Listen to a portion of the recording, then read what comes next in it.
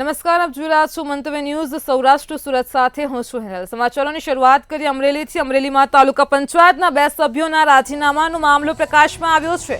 વિકાસના કામ નહીં થતા હોવાને કારણે રાજીનામું અપાયું હતું તો સ્થાનિક પાર્ટીના હોદ્દેદારો સાથે બેઠક યોજી સમાધાન કરાયું છે।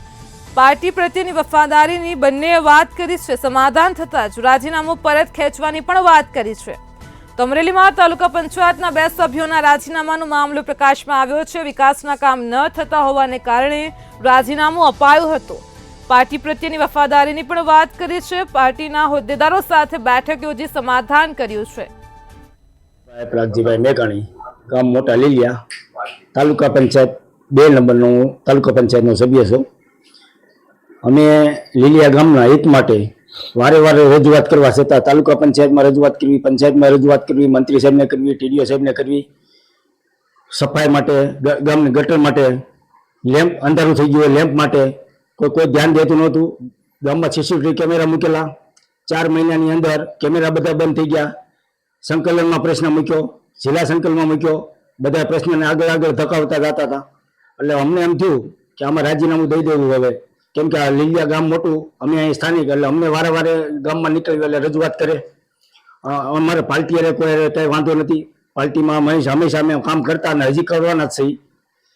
અમે પાર્ટી ટીડીઓને રાજીનામું આપ્યું અમે, પણ ટીડીઓ સાહેબે એમ કીધું કે તમારે પ્રમુખને આપવું પડે, કે મારે કોઈ અધિકાર નથી। પ્રમુખ સાહેબ તે હતા નહીં, અને પછી અમે 3 વાગ્યે હજી ટીડીઓ સાહેબને અમે પાછું લેખિત આપ્યું। હવે છેલ્લે શું તમારું રાજીનામું અર્જુનભાઈ મોહનભાઈ ધામત, તાલુકા પંચાયતના સભ્ય કંચનબેન ધામત અને ઘરવાળા। રાજીનામું ગામમાં પરિસ્થિતિ અનેક ખરાબ, ગંદકી, પાણીનો પ્રશ્ન, લોકો બહારથી આવતા હતા, ત્રાહીમામ પામી ગયા એટલી, અને કોઈ રજૂઆત કરતા ટીડીઓને કહી ગમે કોઈ રજૂઆત અમારી સાંભળી નહીં। પછી અમે વિચાર્યું કે ભાઈ લોકો ગામમાં ઠાની ગમે એટલે અમને કહી ને ચોકમાં બેઠા કે ભાઈ તમે ભાજપવાળા છો, તમારે કરવું પડે, સરકાર તમારી બધી વાતે સાચી છે લોકોની, એટલે અમે રાજીનામું દીધું। બીજું અમારે કોઈ જૂનાગઢમાં ટોલનાકા પાસે મારામારી થઈ હતી। જૂનાગઢથી સમાચાર મળી રહ્યા છે। ટોલનાકા પાસે મારામારીની ઘટના બની હતી તો વંથલી નજીક ગાદોઈ ટોલનાકા પાસે મારામારી થઈ હતી। ગત 30 જૂન 2024ના રોજ બનાવ બન્યો હતો। તત્કાલીન પીઆઈ ભોજાણી અને અન્ય 20 ઇસમો વિરુદ્ધ ગુનો દાખલ થયો છે। સુપ્રીમ કોર્ટની ગાઈડલાઈન મુજબ પીઆઈ ભોજાણી અને આજે સરેન્ડર થયા છે તો વંથલી પોલીસ દ્વારા વધુ કાર્યવાહી હાથ ધરાઈ છે।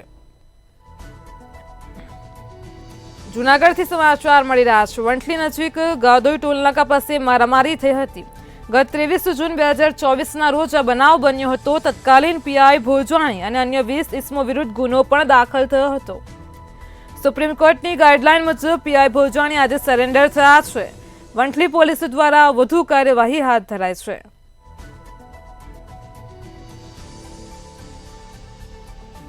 તો જૂનાગઢથી સમાચાર મળી રહ્યા છે। ટોલનાકા પાસે થયેલ મારામારીની ઘટના પ્રકાશમાં આવી। સુપ્રીમ કોર્ટની ગાઈડલાઈન મુજબ પીઆઈ ભોજાણી આજે સરેન્ડર થયા છે।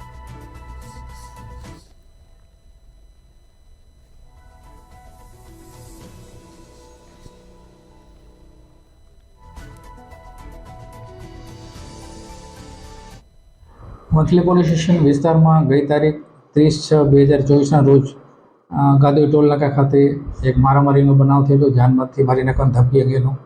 જેમાં ફરિયાદી રાજેશભાઈ નારાયણભાઈ નાઓએ વંથલી પોલીસ સ્ટેશન ખાતે ફરિયાદ આપતા કોડીનારના પોલીસ ઇન્સ્પેક્ટર આર.એ. ભોજાણી તેમજ તેમની સાથે 20 થી 22 લોકો વિરુદ્ધ ગુનો દાખલ થયેલો। જેમાં નામદાર સુપ્રીમ કોર્ટની ગાઈડલાઈન મુજબ તેઓ આજરોજ વંથલી કોર્ટ ખાતે સરેન્ડર થતાં વંથલી કોર્ટમાંથી તેઓનો કબજો મેળવી તેઓની ધરપકડ કરી આગળની કાર્યવાહી હાથ ધરેલી છે। જૂનાગઢમાં તનસુખગીરી બાપુના નિધન બાદ વિવાદનો મામલો પ્રકાશમાં આવ્યો છે। જૂનાગઢથી સમાચાર મળી રહ્યા છે। તનસુખગીરી બાપુના નિધન બાદ વિવાદનો મામલો પ્રકાશમાં આવ્યો છે। અંબાજી મંદિરના મહંત હતા તનસુખગીરી બાપુ। મહેશગીરી બાપુ પર હરિગીરી બાપુનો પલટવાર સામે આવ્યો છે। હરિગીરી બાપુએ જણાવ્યું છે કે મહેશગીરી ગમે તે બોલી શકે છે, હું કોઈ તર્કમાં પડતો નથી। સાચી હકીકત તનસુખગીરી બાપુના સેવકોને જ ખબર છે। મહેશગીરી બાપુને કોણે મહંત બનાવ્યા હતા? હું કોઈ પણ પરંપરા તોડતો નથી। આ સમગ્ર મામલાને લઈને અમારા અખાડામાં ચર્ચા થશે। તો ભવનાથ મંદિરના મહંત હરિગીરી બાપુનું નિવેદન સામે આવ્યું છે. જૂનાગઢમાં તનસુખગીરી બાપુના નિધન બાદ વિવાદનો મામલો બિચક્યો છે. અંબાજી મંદિરના મહંત હતા તનસુખગીરી બાપુ. મહેશગીરી બાપુ પર હરિગીરી બાપુએ પલટવાર કરતા જણાવ્યું છે કે મહેશગીરી ગમે તે બોલી શકે છે, હું કોઈ તર્કમાં પડતો નથી. સાચી હકીકત તનસુખગીરી બાપુના સેવકોને પણ ખબર છે, હું કોઈ પણ પરંપરા પણ તોડતો નથી. આ સમગ્ર મામલાને લઈને અમારા અખાડામાં ચર્ચા થશે. તો ભવનાથ મંદિરના મહંત હરિગીરી બાપુનું સમગ્ર મામલે નિવેદન સામે આવ્યું છે.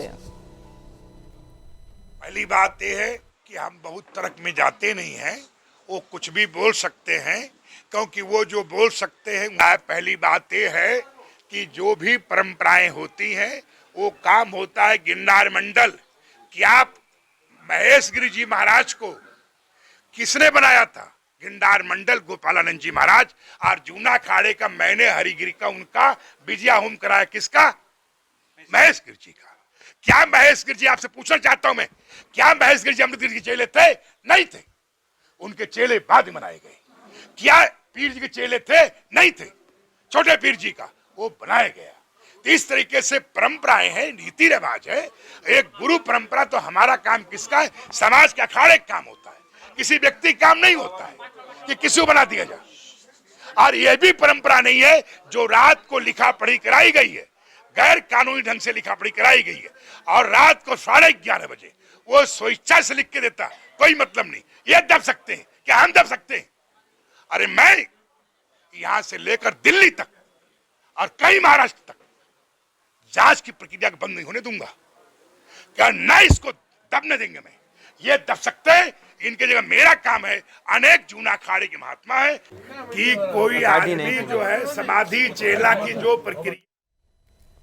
રાજકોટમાં નાગરિક સહકારી બેંકના ચૂંટણીના પરિણામ જાહેર થઈ ગયા છે. રાજકોટ નાગરિક સહકારી બેંકમાં સહકાર પેનલનો વિજય થયો છે.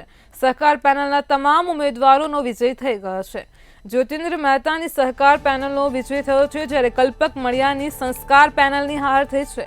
રાજકોટ નાગરિક સહકારી બેંકની ચૂંટણીની મત ગણતરી કરવામાં આવી હતી. સહકાર પેનલના કીર્તિદાસ જાદવની જીત થઈ છે, જ્યારે સહકાર પેનલના જ્યોતિ ભટ્ટની પણ જીત થઈ છે. કીર્તિદાબેન જાદવને 286 મત મળ્યા છે, જ્યારે જ્યોતિબેન ભટ્ટને 290 મત મળ્યા છે.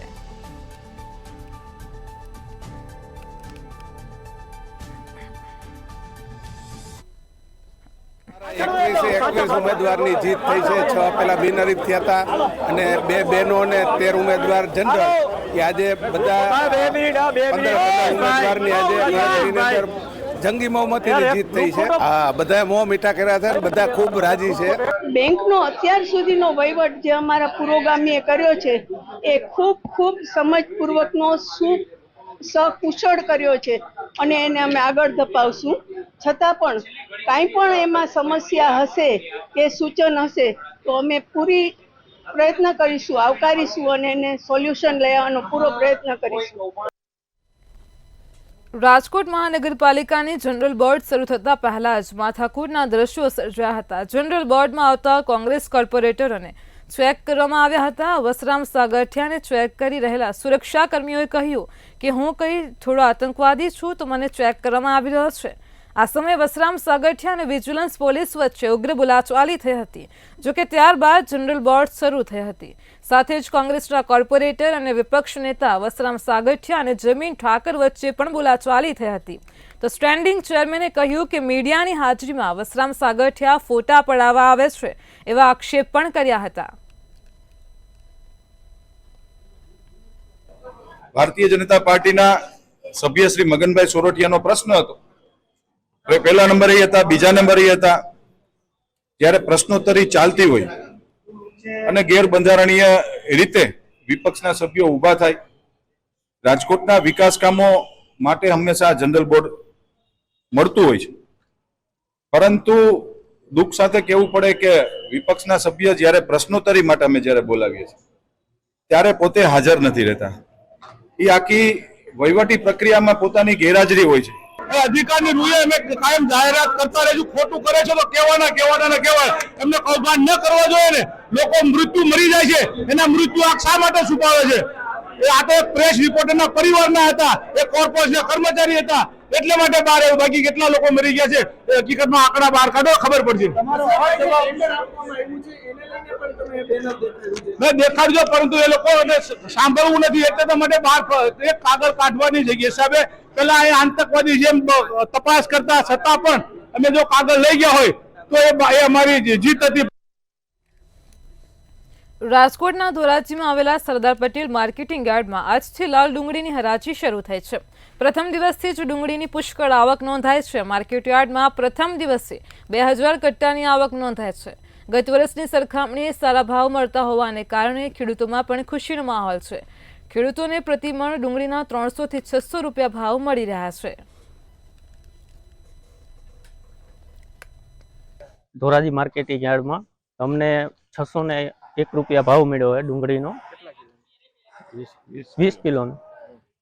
અને ડુંગળીનો ભાવ અહીંયા સારો હોય ધોરાજી માર્કેટિંગમાં. શું કેશો, કેવી સુવિધા છે? ના, સુવિધા રેડી, ભાવ સારા મળે છે અહીંયા. ભલે પેલા તો હતા એમ કે કિલોના 100 રૂપિયા હતા, તો ગોયરો હવે તો એમ આટલા તો આવ્યા. ગયા વર્ષની સરખામણીએ સારા ભાવ મળી રહ્યા છે. આ ગયા વર્ષની સરખામણીએ સારા ભાવ મળી. ગયા વર્ષે તો આપણે કઈક આયાત બંધ કરી દીધેલી હતી, બધું ડુંગળી હાવ પાણીને પાર જતી હતી. બરાબર. ધોરાજી માર્કેટિંગ યાર્ડમાં ડુંગળીની આવક અંદાજિત 2000 પેકેટની છે. આજના ભાવ 200 થી લગાડીને 600 રૂપિયા સુધીના ભાવ છે. ગઈ સાલ કરતા ઘણા સારા ભાવો છે. આ વર્ષ ઉતારા થોડાક ઓછા છે, થોડી ક્વોલિટી વીક આવે છે. સારી ક્વોલિટી આવતા ભાવો સારા મળશે ખેડૂતોને. અત્યારે આવક લગભગ અંદાજિત 2000 પેકેટની છે. ગોંડલની અંદર 1,10,000 પેકેટની આવક થઈ છે. ભાવનગરના રોયલ કોમ્પ્લેક્સ પાર્કિંગના કચરામાંથી 500ની નકલી નોટ મળી આવી હતી. અજવાણા ઇસમ દ્વારા નકલી નોટ ફેંકવામાં આવી હતી. રોયલ કોમ્પ્લેક્સમાં અનેક પ્રિન્ટિંગ પ્રેસ પણ આવેલા છે. આ સાથે જ એસઓજી પોલીસને માહિતી મળતા કાફલો ઘટના સ્થળે પહોંચ્યો હતો. તેમજ 2 દિવસ પહેલા પણ નકલી નોટને લઈને એક ઇસમ ઝડપાયો હતો.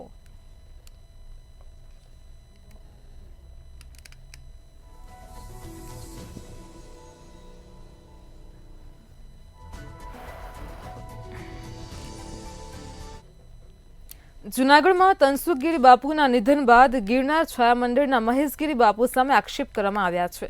તનસુખગીરી બાપુના સેવક યોગેશગીરી આક્ષેપ લગાવ્યા છે કે રાજકોટની હોસ્પિટલના આઈસીયુમાં બાપુ દાખલ હતા ત્યારે બાપુના સહી સિક્કા લીધા હતા. આ બાબતે ગિરનાર મંડળના અધ્યક્ષ ઇન્દ્ર ભારતી બાપુએ નિવેદન આપતા કહ્યું છે કે હોસ્પિટલના સીસીટીવી સહિતની તપાસ કરાશે. જે દેખવાવાળા છે એ તમને કીધું કે આ ઘટના બની છે અને એ હજી અમે બેસી કરીને એના ઉપર એકદમ મંથન કરશું અમે કે શું ઘટના છે, સત્ય છે કે નથી કે શું છે એ પછી અમે જોશું. અને જેણે દેખી છે એ તમને ઇન્ટરવ્યુ દીધું છે એમણે. હા હા, બધું મેળવશું, સીસીટીવી બધું મેળવશું. એ ખબર નથી ને અમને, કોઈને ખબર નથી. એ આવ્યા અને મને અવાજ માર્યો કે અંદર આઈસીયુમાં કંઈક ગડબડ થાય છે. એટલે મેં કીધું શું છે? તો કે યોગેશ કે ભાઈ હું ત્યાં જઈ આવ્યો છું અને ત્યાં કંઈક મને ફોન આવ્યો યોગેશભાઈનો અને મને કીધું કે અંદર આઈસીયુ રૂમમાં કંઈક ગડબડ થાય છે. એટલે મેં શું થાય છે? તો કે ત્યાં દસ્તાવેજ ઉપર કંઈક અંગૂઠા લે છે. મહેશગીરી બાપુ નહીં, લોટરીવાળા ત્યાં મહેશગીરી બાપુ હતા, ડૉક્ટરનો સ્ટાફ થયો આખો બધાય. મોરબીથી સમાચાર મળી રહ્યા છે. મોરબીમાં વેકેશન દરમિયાન પણ ખાનગી શાળાઓની બસો દોડતી હતી. સમાચાર મળી રહ્યા છે મોરબીથી. તો બસમાં વિદ્યાર્થીઓને તેડવા મૂકવાની કામગીરી કરાતો વિડીયો વાયરલ થયો છે. જે મામલે શિક્ષણ વિભાગ ઘોર નિંદ્રામાં સફાળું જાગ્યું હતું. જિલ્લા શિક્ષણ અધિકારીએ એઈઆઈને તપાસ માટે આદેશ આપ્યા છે. જે શાળાની બસો જોવા મળી હતી તે શાળાઓની તપાસ કરી છે. જેમાં 5 સ્કૂલો ખુલ્લી હતી અને શિક્ષણ કાર્ય પણ ચાલુ હતું. તો 5 સ્કૂલોને આવતા કારણદર્શક નોટિસ ફટકારવામાં આવી છે.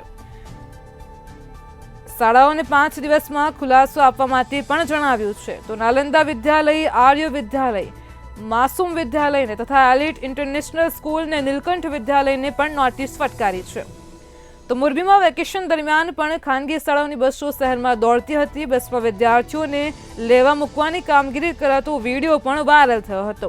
સમગ્ર મામલે શિક્ષણ વિભાગ ઘોર નિંદ્રામાંથી સફાળું જાગ્યું છે અને તપાસ શરૂ કરી છે. જે શાળાઓની બસો જોવા મળી હતી તે શાળાઓની તપાસ કરવામાં આવી છે, જેમાં 5 સ્કૂલો સામે આવતા જ તેમને કારણદર્શક નોટિસ ફટકારાઈ છે. શાળાઓને 5 દિવસમાં જ ખુલાસો આપવા માટે પણ જણાવ્યું છે. આ 5 શાળાઓમાં નાલંદા વિદ્યાલયનો સમાવેશ થાય છે. સાથે જ આર્ય વિદ્યાલય, માસૂમ વિદ્યાલય, એલિટ ઇન્ટરનેશનલ સ્કૂલ અને નીલકંઠ વિદ્યાલયને નોટિસ ફટકારી છે. તો મોરબીમાં જે શાળાઓની બસો વેકેશન દરમિયાન પણ દોડતી જોવા મળી હતી તે શાળાઓની તપાસ કરાઈ છે, જેમાં 5 સ્કૂલો ખુલ્લી હોવાની વિગતો મળી છે અને તેમાં શિક્ષણ કાર્ય પણ ચાલુ હતું. તો જિલ્લા શિક્ષણ અધિકારીએ તપાસના આદેશ આપ્યા છે. એઈઆઈને તપાસ માટે જણાવ્યું છે.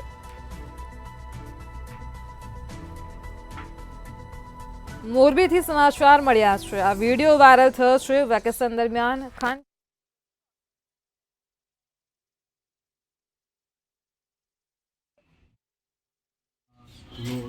શરૂ છે એ રીતનો વિડીયો વાયરલ થતા તેના સંદર્ભે બીજ નિરીક્ષક મિત્રોને તપાસ આપતા તપાસ દરમિયાન અમુક સ્કૂલોમાં શાળા શરૂ થઈ હોવાનું સમર્થન મળતા જિલ્લાની કુલ 5 શાળાઓ માસૂમ વિદ્યાલય, નીલકંઠ વિદ્યાલય, આર્ય વિદ્યાલય, નાલંદા વિદ્યાલય, એલિટ ઇન્ટરનેશનલ સ્કૂલ ને આ બાબતે કારણદર્શક નોટિસ આપી કાયદેસરની કાર્યવાહી કરવામાં આવી છે.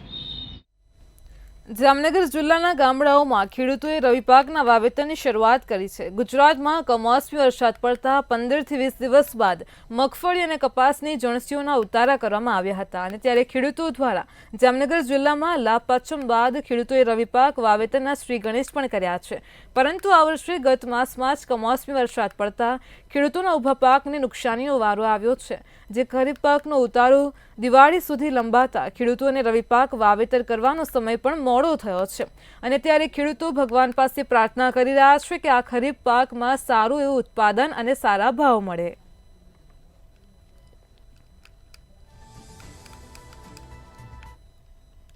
કમોસમી વરસાદ પડવાથી અમે લાભ પાંચમે જીરું વાવી છીએ, પણ એનાથી આજે વખતે મોડું થયું છે, તો હવે અમે આજે જીરું વાવવા જઈ રહ્યા છીએ. ભગવાન પાસે પ્રાર્થના કરીએ કે સારો ઉગાવો આવે ને સારા મણકા થાય ને સારો ભાવ આવે. બસ એ જ ને 7 વીઘાનું વાવેતર કરવાનું છે જીરુંનું.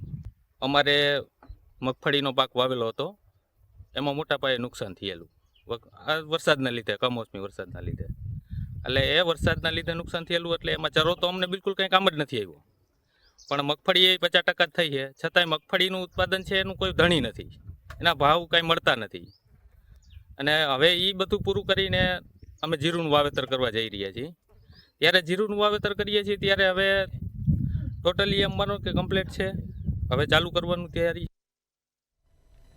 જામનગરના લાખેણા લાખોટા તળાવમાં ફરી એક વખત ગેરકાયદે માછીમારી સામે આવી છે. સમગ્ર મામલે પોલીસે એક શખ્સની ધરપકડ કરી છે. એક બાજુ જામનગર મહાનગરપાલિકા દ્વારા તળાવની પાળનું લાખો રૂપિયાના ખર્ચે રિનોવેશન થઈ રહ્યું છે. બીજી બાજુ આવા તત્વો માછીમારી કરતા હોવાનું પણ સામે આવતા જીવદયા પ્રેમીઓમાં રોષ જોવા મળ્યો છે. તંત્ર આવા તત્વો સામે કડક કાર્યવાહી કરે તેવી લોકોની માંગ છે.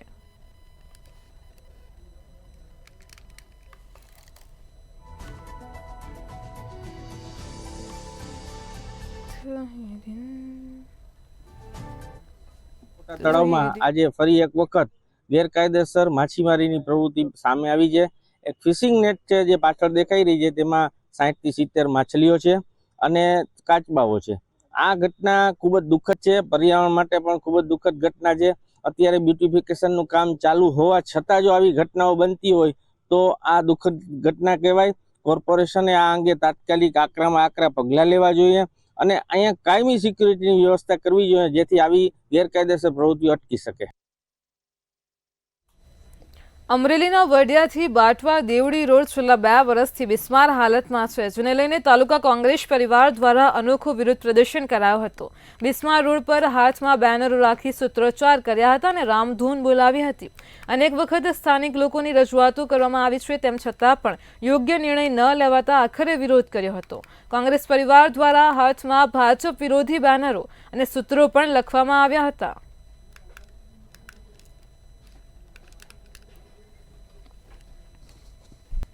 મોરબીમાં 135 નિર્દોષ લોકોનો ભોગ લેનારી ઝૂલતા પુલ દુર્ઘટના મામલે મોરબીની કોર્ટમાં તમામ 10 આરોપીઓ વિરુદ્ધ સરકાર તરફથી સૂચિત તોમતનામું રજૂ કરવામાં આવ્યું હતું। 10 આરોપીઓએ તેમની સામે લગાવવામાં આવેલ આઈપીસી કલમ 304 અને 308 સહિતની કલમો મુજબ ગુનો બનતો ન હોવાનું જણાવ્યું છે। 10 આરોપીઓએ તેમના 4 વકીલો મારફતે અલગ અલગ 5 ડિસ્ચાર્જ અરજી કરતા હવે સરકાર પક્ષ દ્વારા અરજીઓ સામે વાંધા સૂચનો પણ રજૂ કરાશે। ઝૂલતા પુલનું સંચાલન કરનાર અજંતા ઓરેવા કંપનીના એમડી જયસુખ પટેલ, 2 મેનેજર સહિત કુલ 10 આરોપીઓ વિરુદ્ધ સાપરાધ, મનુષ્યવધ સહિતની કલમો મુજબ ગુનો દાખલ કરાયો હતો। નામદાર કોર્ટની સૂચના મુજબ અમે સરકાર તરફે આજે સૂચિત તોમતનામું 10 આરોપીઓ વિરુદ્ધ જે આઈપીસી સેક્શન 304, 308, 336, 337, 338 અને 114 મુજબની જે એફઆઈઆર થઈ છે એમાં દરેક આરોપીઓનો શું રોલ છે એ વિગતવારનું વર્ણન કરતું સૂચિત તોમતનામું રજૂ રાખ્યું છે। એ દરમિયાન એ સૂચિત જે તોમતનામું છે એ નામદાર કોર્ટ હજી કન્ફર્મ કરે ત્યાર પહેલાં બચાવ પક્ષ તરફથી 5 અરજીઓ આવી। તમામ તોમતદારોના વકીલ સાહેબોએ અલગ અલગ તોમતદાર વતી અરજી આપી છે અને એવું કીધું છે કે અમને બધાને આ કેસમાંથી ડિસ્ચાર્જ કરી આપવા છે। સુરતના ખટોદરા વિસ્તારમાં ઉઘરાણી આવેલા આધેડની હત્યા કરી મૃતદેહને બોઇલરમાં સંતાડી ભાગી છૂટેલા શખ્સને ખટોદરા પોલીસે ઝડપી પાડ્યો છે, જેમાં ખટોદરાના દેણપ એસ્ટેટમાં ચોકસી મિલના 3જા માળે આધેડની હત્યા કરાઈ હતી, જે બાદ મૃતદેહ કાપડથી બાંધી બંધ બોઇલરમાં સંતાડી દેવાની ચકચારા પ્રકરણમાં પોલીસે આરોપી મનોજ શાહની ઓરિસ્સાથી ધરપકડ કરી છે। આરોપી છેલ્લા 1 મહિનાથી ઓરિસ્સા ભાગી છૂટ્યો હતો। મની ટ્રાન્સફરની ઓફિસમાં નાણાં લેવા આવતા પોલીસે આરોપીને દબોચી લીધો છે। हमारी टीम ऑलरेडी उड़ीसा में थी, वो तुरंत वहाँ पे पहुँचे और गांव में सर्च करना चालू किया तो एक दुकान के सामने मंदिर था, वहाँ पे बैठा हुआ मिल गया और हमारे जो 3 पुलिस वाले हैं रघुवीर सिंह, तेजस भाई और राहुल भाई, ये तीनों टीम में थे। वहाँ पे गए और पूछताछ की तो उसने कबूल नहीं किया। बाद में उसको लोकल पुलिस स्टेशन में ले जाया गया और वहाँ से फिर उसको साथ में लेके और यहाँ पूछताछ किया। एविडेंस सारे दिखाए गए उसको, उसका फुटेज दिखाया गया तो उसने पुलिस स्टेशन में कबूल कर लिया कि मैंने मर्डर कर दिया था। સુરતના ઉધનામાં એટીએમમાં ચોરીનો પ્રયાસ કરનાર 2 આરોપીઓને ઝડપી લેવામાં આવ્યા છે। ઉધના ભાટીના રામદેવ પેટ્રોલ પંપ પાસે એનસીઆર કંપનીના એટીએમમાં 17મીની રાત્રિએ 2 ચોર ઘૂસ્યા હતા। ચોરી એટીએમમાંથી પૈસા નીકાળવાનો પ્રયાસ કર્યો હતો, જે નિષ્ફળ રહ્યો હતો। સીસીટીવીમાં બંને ચોર પણ દેખાયા હતા। મશીનની તપાસ કરતા તેમાં કોઈ નુકસાન થયું ન હતું। બનાવ અંગે કંપનીના મેનેજમેન્ટ કરનાર પ્રશાંત નડિયાદપરાએ ઉધના પોલીસ મથકમાં ફરિયાદ નોંધાવતા જ પોલીસે સૂરજ કાશુર અને દીપુ સોલાને ઝડપી પાડ્યા છે।